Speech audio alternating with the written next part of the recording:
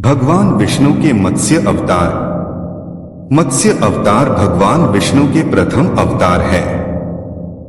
मछली के रूप में अवतार लेकर भगवान विष्णु ने एक ऋषि को सब प्रकार के जीव जंतु एकत्रित करने के लिए कहा और पृथ्वी जब जल में डूब रही थी तब मत्स्य अवतार में भगवान ने उस ऋषि की नाव की रक्षा की।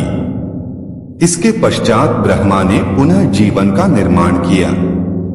एक दूसरी मान्यता के अनुसार एक राक्षस ने जब वेदों को चुराकर सागर की अथाह गहराई में छुपा दिया तब भगवान विष्णु ने मत्स्य रूप धारण करके वेदों को प्राप्त किया और उन्हें पुनः स्थापित किया। मत्स्य अवतार की कथा। एक बार ब्रह्मा जी की असावधानी के कारण एक बहुत बड़े दैत्य ने वेदों को चुरा लिया। उस दैत्य का नाम हयग्रीव था। वेदों को चुरा लिए जाने के कारण ज्ञान लुप्त हो गया। चारों ओर अज्ञानता का अंधकार फैल गया और पाप तथा अधर्म का बोलबाला हो गया। तब भगवान विष्णु ने धर्म की रक्षा के लिए मत्स्य रूप धारण करके हयग्रीव का वध किया और वेदों की रक्षा की। भगवान ने मत्स्य का रूप किस प्रकार धारण किया, इसकी विस्मयकारिणी कथा इस प्रकार है। कल्पांत के पूर्व एक पुण्यात्मा राजा तप कर रहा था। राजा का नाम सत्यव्रत था। सत्यव्रत पुण्यात्मा तो था ही, बड़े उदार हृदय का भी था। प्रभात का समय था। सूर्योदय हो चुका था। सत्यव्रत कृतमाला नदी में स्नान कर रहा था।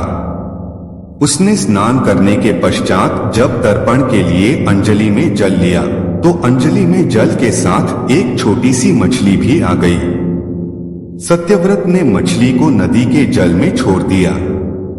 मछली बोली, राजन, जल के बड़े बड़े जीव छोटे छोटे जीवों को मारकर खा जाते हैं। अवश्य कोई बड़ा जीव मुझे भी मारकर खा जाएगा। कृपा करके मेरे प्राणों की रक्षा कीजिए। सत्यव्रत के हृदय में दया उत्पन्न हो उठी। उसने मछली को जल से भरे हुए अपने कमंडलू में डाल लिया। तभी एक आश्चर्यजनक घटना घटी। एक रात में मछली का शरीर इतना बढ़ गया कि कमंडलू उसके रहने के लिए छोटा पड़ने लगा। दूसरे दिन मछली सत्यव्रत से बोली, राजन, मेरे रहने के लिए कोई दूसरा स्थान ढूंढिए क्योंकि मेरा शरीर बढ़ गया है। मुझे घूमने फिरने में बड़ा कष्ट होता है। सत्यव्रत ने मछली को कमंडलू से निकालकर पानी से भरे हुए मटके में रख दिया। यहां भी मछली का शरीर रात भर में ही मटके में इतना बढ़ गया कि मटका भी उसके रहने के लिए छोटा पड़ गया। दूसरे दिन मछली पुनः सत्यव्रत से बोली, राजन, मेरे रहने के लिए कहीं और प्रबंध कीजिए क्योंकि मटका भी मेरे रहने के लिए छोटा पड़ रहा है। तब सत्यव्रत ने मछली को निकालकर एक सरोवर में डाल किया, किंतु सरोवर भी मछली के लिए छोटा पड़ गया।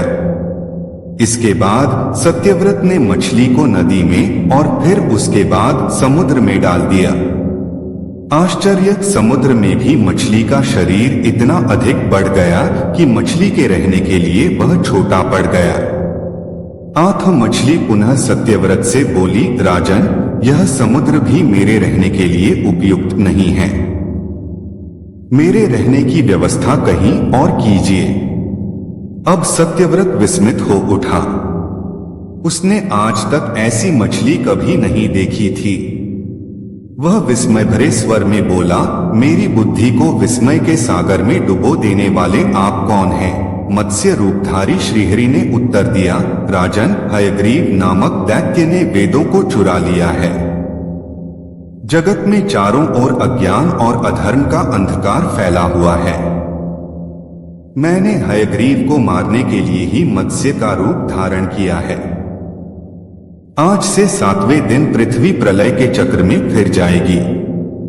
समुद्र उमड़ उठेगा। भयानक वृष्टि होगी। सारी पृथ्वी पानी में डूब जाएगी। जल के अतिरिक्त कहीं कुछ भी दृष्टिगोचर नहीं होगा। आपके पास एक नाव पहुंचेगी। आप सभी अनाजों और औषधियों के बीजों को लेकर सप्तऋषियों के साथ नाव पर बैठ जाएगा। मैं उसी समय आपको पुनः दिखाई पड़ूंगा और आपको आत्मतत्व का ज्ञान प्रदान करूंगा। सत्यव्रत उसी दिन से हरि का स्मरण करते हुए प्रलय की प्रतीक्षा करने लगे। 7वें दिन प्रलय का दृश्य उपस्थित हो उठा। समुद्र भी उमड़कर अपनी सीमाओं से बाहर बहने लगा। भयानक वृष्टि होने लगी। थोड़ी ही देर में सारी पृथ्वी पर जल ही जल हो गया। संपूर्ण पृथ्वी जल में समा गई। उसी समय एक नाव दिखाई पड़ी। सत्यव्रत सप्तऋषियों के साथ उस नाव पर बैठ गए। उन्होंने नाव के ऊपर संपूर्ण अनाजों और औषधियों के बीज भी भर लिए। नाव प्रलय के सागर में तैरने लगी। प्रलय के उस सागर में उस नाव के अतिरिक्त कहीं भी कुछ भी नहीं दिखाई दे रहा था। सहसा मत्स्य रूपी भगवान प्रलय के सागर में दिखाई पड़े। सत्यव्रत और सप्तऋषिगण मत्स्य रूपी भगवान की प्रार्थना करने लगे। भगवान से आत्मज्ञान पाकर सत्यव्रत का जीवन धन्य हो उठा। वे जीते जी ही जीवन मुक्त हो गए। प्रलय का प्रकोप शांत होने पर मत्स्य रूपी भगवान ने हयग्रीव को मारकर उससे वेद छीन लिए। भगवान ने ब्रह्मा जी को पुनः वेद दे दिए। इस प्रकार भगवान ने मत्स्य रूप धारण करके वेदों का उद्धार तो किया ही, साथ ही संसार के प्राणियों का भी अमित कल्याण किया।